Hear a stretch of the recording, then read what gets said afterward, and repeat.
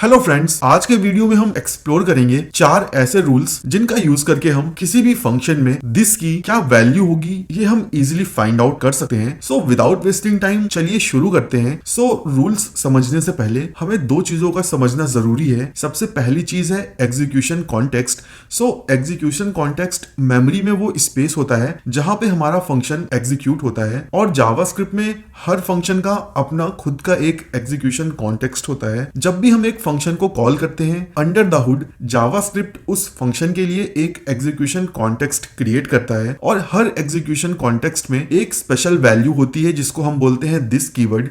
और इस दिस की वैल्यू डिपेंड करती है कि कैसे हम उस फंक्शन को इन्वोक कर रहे हैं। अगेन मैं इस बात पे एम्फेसिस करना चाहूंगा कि दिस की वैल्यू डिपेंड करती है कैसे हम एक फंक्शन को कॉल कर रहे हैं। सो विद दैट सेड, चलिए हम वो 4 रूल्स देखते हैं जिनका यूज करके हम किसी भी फंक्शन में दिस की वैल्यू को फाइंड आउट कर सकते हैं। सो रूल नंबर 1 कहता है, अगर हमने किसी फंक्शन को न्यू कीवर्ड से कॉल किया है तो उस फंक्शन के अंदर दिस की जो वैल्यू होगी वो हमेशा न्यूली क्रिएटेड ऑब्जेक्ट होगी। अब रूल नंबर 1 समझने के लिए हमें न्यू कीवर्ड की फंक्शनैलिटी पता होनी चाहिए। जब भी हम किसी फंक्शन को न्यू कीवर्ड से कॉल करते हैं तो उस कॉल को हम कंस्ट्रक्टर कॉल बोलते हैं, और under the hood new keyword एक एम्प्टी ऑब्जेक्ट क्रिएट करता है, और अगर हम उस फंक्शन से कुछ रिटर्न नहीं करते हैं तो वही एम्प्टी ऑब्जेक्ट हमें उस फंक्शन से ऑटोमेटिकली रिटर्न हो जाता है। इसको हम एक कोड एग्जांपल से समझते हैं। यहाँ पर मैं सिंपली एक फंक्शन क्रिएट करता हूँ पर्सन करके, और इस पर्सन फंक्शन को हम न्यू कीवर्ड से इन्वोक करते हैं। अब यहाँ पर होगा क्या, अगर मैं इस न्यू पर्सन फंक्शन कॉल को कंसोल करूँगा तो मुझे एक ऑब्जेक्ट देखने को मिलेगा। सिंपली मैं इसे console.log के अंदर डाल देता हूँ। अभी मैंने इस पर्सन फंक्शन से कुछ रिटर्न नहीं किया है, बट मैंने इसे सिंपली न्यू कीवर्ड से कॉल किया है। अभी जब मैं प्रोग्राम को सेव करूंगा तो आप कंसोल में देखोगे मुझे एक ऑब्जेक्ट देखने को मिल रहा है। और जब हम किसी फंक्शन को न्यू कीवर्ड से इन्वोक करते हैं तो उस फंक्शन के अंदर जो दिस की वैल्यू होती है वो हमेशा न्यूली क्रिएटेड ऑब्जेक्ट होती है। अगर मैं सिंपली इस पर्सन फंक्शन के अंदर console.log दिस कीवर्ड करूं तो ये मुझे एक एम्प्टी ऑब्जेक्ट दिखेगा, जैसे कि आप यहाँ पे देख रहे हो। तो ये है हमारा रूल नंबर 1। सो जो रूल नंबर 2 है वो ये कहता है, अगर हमने किसी फंक्शन को कॉल, बाइंड या फिर अप्लाई मेथड का यूज करके कॉल किया है तो दिस की वैल्यू उस फंक्शन के अंदर वो ऑब्जेक्ट होगी जो हमने कॉल, बाइंड या फिर अप्लाई में पास किया है। इसको भी हम एक एग्जांपल से समझते हैं। मैं सिंपली अगेन यहाँ पे एक फंक्शन क्रिएट कर लेता हूँ शो, और यहाँ पे मैं सिंपली console.log कर देता हूँ दिस, सो दैट मैं चेक कर सकूँ कि इस फंक्शन के अंदर दिस की क्या वैल्यू है। और यहाँ पे मैं सिंपली एक ऑब्जेक्ट क्रिएट कर लेता हूँ, सिंपली ऑब्ज, और इसमें मैं नेम डाल देता हूँ JS। अब इस फंक्शन को मैं डायरेक्टली कॉल ना करके कॉल मेथड का यूज करके कॉल करूंगा। सो मैं सिंपली यहाँ पे शो डॉट कॉल करता हूँ, और ये जो कॉल मेथड है ये एक आर्ग्यूमेंट लेता है, और ये आर्ग्यूमेंट होता है वो ऑब्जेक्ट जो मैं सेट करना चाहता हूँ as a value of this. So यहाँ पे सिंपली मैं ओबीजे पास कर देता हूँ। अभी अगर मैं इस कोड को रन करूंगा तो आप कंसोल में देखोगे कि दिस की जो वैल्यू है वो मेरा ये ऑब्जेक्ट है जो मैंने कॉल में पास किया है। सो यहाँ पे हमारा रूल नंबर 2 सेट हो जाता है। सो जो रूल नंबर 3 है वो ये कहता है, अगर हमने किसी फंक्शन को किसी ऑब्जेक्ट के ऊपर इन्वोक किया है तो उस फंक्शन के अंदर दिस की जो वैल्यू है वो हमेशा वो ऑब्जेक्ट रहेगी जिसपे हमने उस फंक्शन को इन्वोक किया है। सो अगेन यहाँ पे मैं सिंपली एक दूसरा ऑब्जेक्ट क्रिएट कर लेता हूँ पर्सन ओबीजे, और इस पर्सन ओबीजे के अंदर मैं सिंपली एक नेम की बनाता हूँ, और इस बार मैं यहाँ पे रिएक्ट डालता हूँ, और इस ऑब्जेक्ट के अंदर मैं सिंपली एक दूसरी की बनाता हूँ शो, और इसका जो टाइप है वो फंक्शन रहेगा। अब मैं सिंपली यहाँ पे console.log कर देता हूँ दिस। सो नेक्स्ट अब मैं इस शो फंक्शन को इन्वोक करता हूँ। सो मैं सिंपली यहाँ पे पर्सन ओबीजे डॉट शो कर देता हूँ। यहाँ पे मैंने शो फंक्शन को इन्वोक किया है पर्सन ऑब्जेक्ट के ऊपर, तो इस शो फंक्शन के अंदर जो दिस की वैल्यू होगी वो हमेशा पर्सन ऑब्जेक्ट को पॉइंट करेगी। अभी अगर मैं इस कोड को रन करूं तो आप कंसोल में देखोगे जो दिस की वैल्यू है वो पर्सन ऑब्जेक्ट है। रूल नंबर 4 कहता है, अगर हमने किसी फंक्शन को विंडो ऑब्जेक्ट पे इन्वोक किया है तो अगर स्ट्रिक्ट मोड इनेबल्ड है तो उस फंक्शन के अंदर दिस की जो वैल्यू है वो अनडिफाइंड होगी, और अगर स्ट्रिक्ट मोड डिसेबल्ड है तो उस फंक्शन के अंदर दिस की वैल्यू हमेशा विंडो ऑब्जेक्ट होगी। चलिए इसे कोड एग्जांपल से समझते हैं। मैं सिंपली यहाँ पे एक फंक्शन क्रिएट करता हूँ हेलो, और इस फंक्शन के अंदर सिंपली मैं दिस की वैल्यू को कंसोल कर लेता हूँ, console.log, और यहाँ पे मैं दिस डाल देता हूँ। अब मैं डायरेक्टली इस हेलो फंक्शन को इन्वोक करता हूँ। यहाँ पे मैं विंडो ऑब्जेक्ट पे इस फंक्शन को कॉल कर रहा हूँ बिकॉज लेफ्ट में कुछ भी नहीं है। अभी अगर मैं इस कोड को रन करूंगा तो आप कंसोल में देखोगे मुझे विंडो ऑब्जेक्ट देखने को मिल रहा है। अगर मैं इस फंक्शन के अंदर यूज स्ट्रिक्ट को इनेबल कर दूं तो आप देखोगे कंसोल में मुझे अनडिफाइंड देखने को मिल रहा है। तो अगेन मैं चारों रूल्स को एक बार समराइज कर देता हूं। सबसे पहला रूल, अगर हम किसी फंक्शन को न्यू कीवर्ड से कॉल करेंगे तो उस फंक्शन के अंदर दिस की जो वैल्यू है वो हमेशा न्यूली क्रिएटेड ऑब्जेक्ट होगी। दूसरा रूल, अगर हम किसी फंक्शन को कॉल, बाइंड या फिर अप्लाई से कॉल करते हैं तो उस फंक्शन के अंदर दिस की जो वैल्यू है वो हमेशा वो ऑब्जेक्ट होगी जो हमने कॉल, बाइंड या फिर अप्लाई में पास किया है।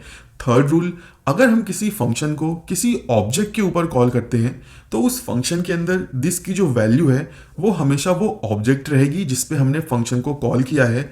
और रूल नंबर 4, अगर हमने किसी फंक्शन को डायरेक्टली विंडो ऑब्जेक्ट पे कॉल किया है और अगर स्ट्रिक्ट मोड इनेबल्ड है तो उस फंक्शन के अंदर दिस की वैल्यू होगी अनडिफाइंड, और अगर स्ट्रिक्ट मोड डिसेबल्ड है तो उस फंक्शन के अंदर दिस की वैल्यू होगी विंडो ऑब्जेक्ट। सो अब कुछ क्वेश्चन की प्रैक्टिस कर लेते हैं सो दैट ये चारों रूल्स हमें अच्छे से समझ में आ जाएं। उसके लिए हम ब्राउजर पे चलते हैं और मैं यहाँ पे सर्च करता हूँ JavaScript output based question on this keyword so that मुझे एक लिस्ट ऑफ क्वेश्चन मिल सके और हम कुछ क्वेश्चन सॉल्व करेंगे जिन पे हम ये चारों रूल्स अप्लाई करेंगे और हमें कोड को रन करने की ज़रूरत भी नहीं पड़ेगी। हम सिंपली कोड को देख के ही पता कर लेंगे कि दिस की क्या वैल्यू होगी। सो मैं सिंपली यहाँ पे कुछ लिंक्स ओपन कर लेता हूँ। थोड़ा मैं स्क्रॉल डाउन करता हूँ। सबसे पहले हम ये लिंक ओपन कर लेते हैं और ये लिंक। सो चलिए इस लिंक पे जो भी क्वेश्चन है वो हम सॉल्व करके देखते हैं। सो यहाँ पे जो क्वेश्चन नंबर 1 है, यहाँ पे सिंपली हमें बताना है दिस की क्या वैल्यू होगी। अब यहाँ पे हम सिंपली अपने वो 4 रूल्स अप्लाई करने की कोशिश करेंगे। सो यहाँ पे सिंपली मुझे देखना है कि हम फंक्शन को कैसे कॉल कर रहे हैं। यहाँ पे हम ये गेट मैसेज फंक्शन को कॉल कर रहे हैं इस ऑब्जेक्ट पे, तो यहाँ पे हमारा रूल नंबर 3 लगेगा क्योंकि यहाँ पे हम फंक्शन को एक ऑब्जेक्ट पे कॉल कर रहे हैं।